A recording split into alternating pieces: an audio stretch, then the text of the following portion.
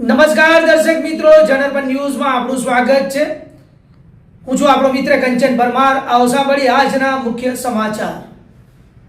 Bharatiya Janata party ward number 9ના કાઉન્સિલરો વિજય સંકલ્પ rally સ્વરૂપે form ભરવા માટે નીકળ્યા। રેલીમાં મોટી સંખ્યામાં કાર્યકર્તાઓ સહિત અગ્રણીઓ જોડાયા। ભારતીય જનતા પાર્ટીના વોર્ડ નંબર 9ના ઉમેદવારો વિજયના સંકલ્પ સાથે ઉમેદવારી પત્ર ભરવા રેલી સ્વરૂપે વોર્ડ નંબર 9ના ચારેય ઉમેદવારો શ્રીરંગ રાજેશ આયરે, પરેશ બ્રહ્મભટ્ટ, દક્ષિતાબેન રાય, સુરેખાબેન પટેલ ફોર્મ ભરવા રેલી સ્વરૂપે નીકળ્યા। પૂર્વ શહેર ભાજપના પ્રમુખ ડોક્ટર વિજય શાહ, શહેર ભાજપના કારોબારી સભ્ય અને પૂર્વ કાઉન્સિલર રાજેશ આયરે, પૂર્વ કાઉન્સિલર પૂર્ણિમાબેન આયરે સહિત વોર્ડ નંબર 9 પ્રમુખ કાર્યકર્તા સંગઠનની જોડાઈ હતી।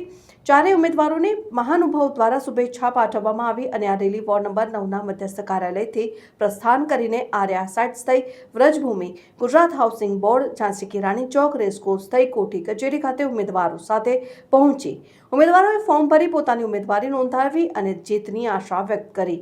ઠેર ઠેર ઉમેદવારોનું સ્વાગત કરવામાં આવ્યું હતું। સૌપ્રથમ તો ભારતીય જનતા પાર્ટી મવડી મંડળનો હું ખૂબ ખૂબ આભારી છું કે જેમણે મારા પર વિશ્વાસ મૂક્યો અને સામાન્ય સીટ પર જ્યારે એક વખત પૂર્વ કાઉન્સિલર એટલે 2021થી લઈને 2024ની જવાબદારી સોંપી હતી અને ત્યારબાદ ફરીથી આ સ્થાનિક સ્વરાજ્યની ચૂંટણીની અંદર ફરીથી જ્યારે મને જવાબદારી સોંપી છે ત્યારે હું ભારતીય જનતા પાર્ટી મવડી મંડળનો પ્રદેશ પ્રમુખ શ્રી, મુખ્યમંત્રી શ્રી, નાયબ મુખ્યમંત્રી શ્રી સાથે ભારતીય જનતા પાર્ટી શહેર પ્રમુખ શ્રી, અમારા ધારાસભ્ય શ્રી, સાંસદ શ્રી સૌનો હું ખૂબ ખૂબ આભારી છું કે જેમણે મારા પર વિશ્વાસ મૂક્યો અને અત્યારે અમે સૌ કાર્યકર્તા મિત્ર સાથે વાજતે ગાજતે ઇલેક્શનની નોંધણી કરવા માટે જઈ રહ્યા છીએ।